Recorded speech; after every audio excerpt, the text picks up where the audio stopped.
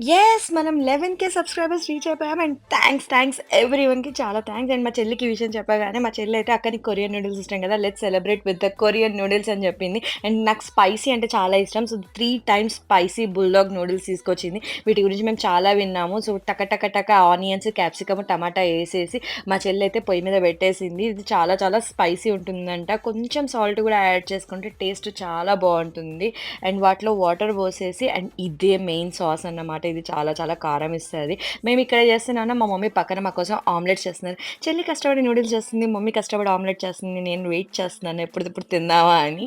So, and back to noodles ఇవి చాలా చాలా చాలా స్పైసీ నూడిల్స్. కొరియాలో ఉన్న అవైలబుల్ ఉన్న అన్ని నూడిల్స్‌లో కూడా ఇది most spicy noodles and thought two 3 times spicy.